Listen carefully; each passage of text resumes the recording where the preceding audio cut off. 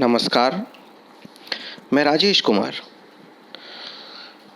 आज मैं एक नया टॉपिक लेके आया हूँ। वो टॉपिक है सर्व शिक्षा अभियान,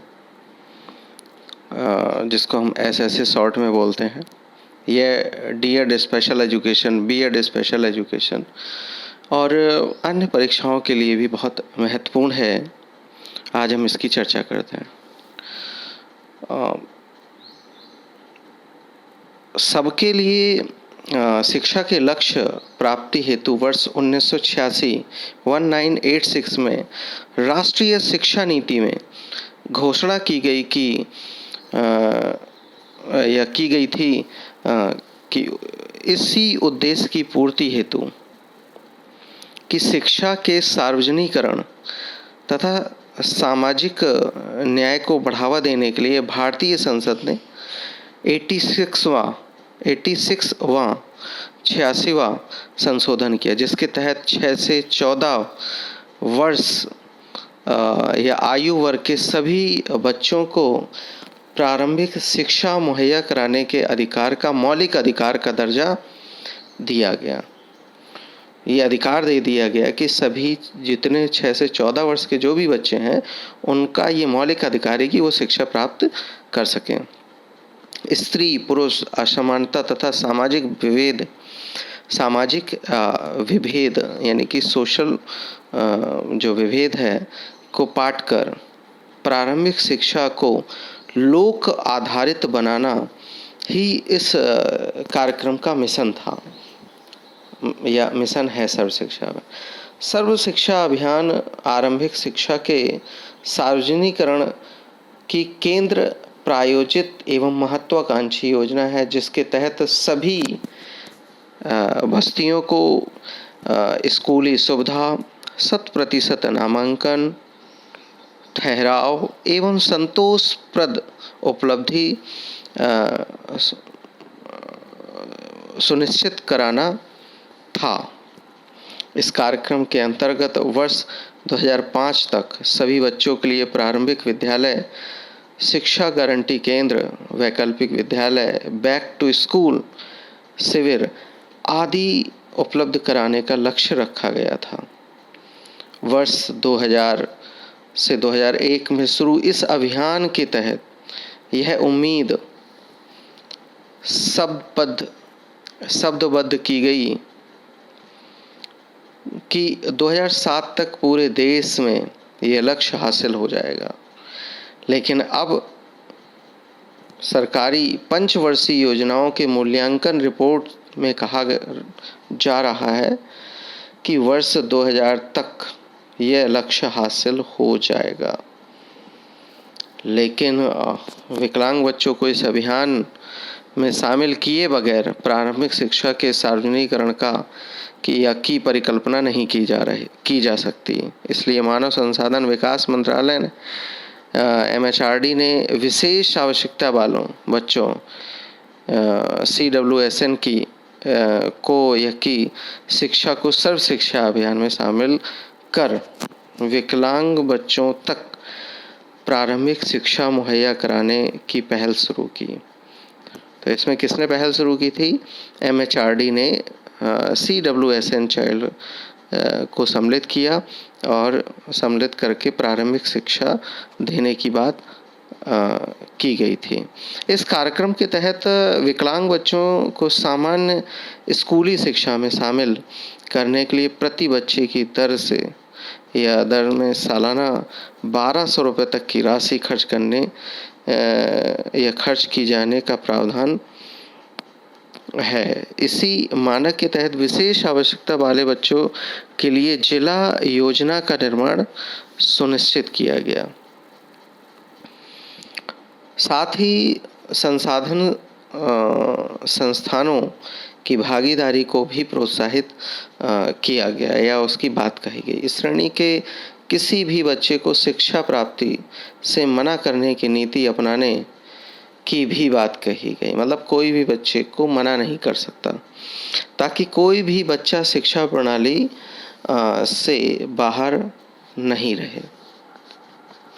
सर्व शिक्षा अभियान में इस बात पर बल दिया गया है कि विशेष आवश्यकता वाले सभी सामान्य स्कूलों में एकीकृत एवं समावेशी शिक्षा यानी कि इंटीग्रेटेड एवं इंक्लूसिव एजुकेशन प्रदान की जाए।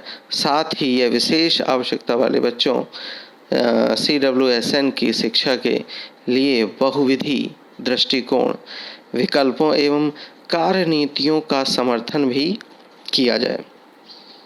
इसमें निम्न माध्यमों से दी जाने वाली शिक्षा शामिल है: मुक्त शिक्षण पद्धति एवं मुक्त स्कूल, गैर औपचारिक तथा वैकल्पिक स्कूल शिक्षा, दूरस्थ शिक्षा तथा अधिगम विशेष स्कूल, जहाँ कहीं भी आवश्यक हो वहाँ गृह आधारित शिक्षा यानी कि होम बेस्ड एजुकेशन, भ्रमणशील अध्यापक, उपचारात्मक शिक्षण, अंशकालीन कक्षाएं, समुदाय आधारित पुनर्वास, कम्युनिटी बेस्ड रिहैबिलिटेशन तथा व्यावसायिक शिक्षा और सरकारी कार्यक्रम सम्मिलित किए जा सकें या किए गए। तो इस प्रकार से हम समझ पाते हैं कि सर्व शिक्षा अभियान का प्रारंभ जो है 2000 से 2001 में शुरू किया गया और किस तरीके से काम किया गया। इसमें जो है सर्व शिक्षा अभियान एक राष्ट्रीय योजना के रूप में देश में सभी जिलों में लागू की गई थी। तो इसमें जो पंचवर्षीय योजना थी, 9वीं जो पंचवर्षीय योजना में इसमें जो योगदान था वो केंद्र और राज्य के बीच जो अनुपात था 85 यानी कि 85:15 था। और 10वीं पंचवर्षीय योजना के तहत जो वित्तीय अनुपात जो था 75:25 का था और जो वर्तमान में जो अनुपात है, वित्तीय अनुपात है, वो 50:50 का है। इस तरीके से राज्य सरकार और केंद्र सरकार दोनों मिलकर सर्व शिक्षा अभियान में कार्य करते हैं या के द्वारा कार्य करते हैं। वर्तमान में सर्व शिक्षा अभियान पूरे देश में संचालित है। अब हम बात करते हैं कि सर्व शिक्षा अभियान जो है के कुछ लक्षण हैं। वो लक्षण जो है वो किस तरीके से इस सर्व शिक्षा अभियान के लक्षण हो सकते हैं, हम कह सकते हैं कि पहला जो इसका लक्षण है, सार्वभौमिक प्रारंभिक शिक्षा हेतु समय सीमा पर निर्धारित एक स्पष्ट कार्यक्रम। दूसरा पॉइंट, पूरे देश में गुणवत्तापूर्ण प्राथमिक शिक्षा हेतु मांग के प्रति जवाबदेही। तीसरा, मौलिक शिक्षा के द्वारा सामाजिक न्याय को बढ़ावा देने के लिए अवसर। नेक्स्ट पॉइंट, संपूर्ण देश में सार्वभौमिक प्रारंभिक शिक्षा हेतु राजनीतिक इच्छा का अभिव्यक्तिकरण। नेक्स्ट, केंद्रीय, राज्य स्तरीय एवं स्थानीय सरकार के बीच साझेदारी। नेक्स्ट, राज्यों के लिए प्रारंभिक शिक्षा के प्रति स्वयं का दृष्टिकोण विकसित करने का अवसर। इस प्रकार से इसके जो है लक्षण है, ये कैरेक्टर हैं इसके। अब हम इसके उद्देश्यों की बात करते हैं। एम्स एंड ऑब्जेक्टिव ऑफ सर्व शिक्षा अभियान या SSA। सर्व शिक्षा अभियान यानी कि सभी प्रकार की मौलिक शिक्षा हासिल करने के लिए सर्व शिक्षा अभियान को व्यापक उद्देश्यों के साथ प्रारंभ किया गया था। इसका एक दूसरा लक्ष्य विद्यालयों के प्रबंधन में समुदाय की सक्रिय सहभागिता से सामाजिक, क्षेत्रीय एवं लैंगिक असमानताओं को दूर करना है। इसके मुख्य जो उद्देश्य हैं वो निम्नवत हैं, या हम इस तरीके से समझ सकते हैं कि वर्ष 2003 तक विद्यालय अनिवार्य शिक्षा केंद्र तथा वैकल्पिक विद्यालय के द्वारा सभी बच्चों को विद्यालय परिसर में या विद्यालय शिविर में लाना। दूसरा जो है इसका उद्देश्य जो है, सभी बच्चे वर्ष 2007 तक 5 वर्ष की प्रारंभिक शिक्षा पूरी कर लेंगे और ठीक इसी प्रकार 2010 तक 8 वर्ष की प्रारंभिक शिक्षा पूरी कर लेंगे। इसका नेक्स्ट जो पॉइंट है, वर्ष 2007 तक प्राथमिक स्तर पर तथा वर्ष 2010 तक प्रारंभिक स्तर पर सभी लैंगिक एवं सामाजिक श्रेणी की असमानता को दूर कर लिया जाएगा। इसका लास्ट पॉइंट है, वर्ष 2010 तक बच्चों का विद्यालय में सार्वभौमिक अवधारण सुनिश्चित करना। तो इस प्रकार से इसके लक्ष्य और उद्देश्य होते हैं कि सर्व शिक्षा अभियान के क्या लक्ष्य और क्या उद्देश्य हैं। हम कुछ बात करते हैं कि सर्व शिक्षा अभियान जो है के कुछ कंपोनेंट्स भी होते हैं। तो कंपोनेंट्स कौन कौन से हो सकते हैं? जैसे पहला कंपोनेंट हो सकता है कि शीघ्र खोज एवं पहचान, यानी कि हम विशेष आवश्यकता वाले बच्चों को कम उम्र में पहचान करने के लिए प्राथमिक स्वास्थ्य केंद्रों, समेकित बाल विकास कार्यक्रमों, शीघ्र बाल्यकाल देखरेख एवं शिक्षा केंद्रों तथा अन्य प्रारंभिक विद्यालय कार्यक्रमों का उपयोग किया जा सकता है। दूसरा जो पॉइंट रहेगा, कार्यात्मक एवं औपचारिक आकलन, यानी कि फंक्शनल एवं फॉर्मल असेसमेंट। पहचान किए गए प्रत्येक बच्चे का कार्यात्मक एवं औपचारिक आकलन किया जाना चाहिए। तीसरा जो पॉइंट रहेगा वो शैक्षणिक स्थापना, एजुकेशनल प्लेसमेंट।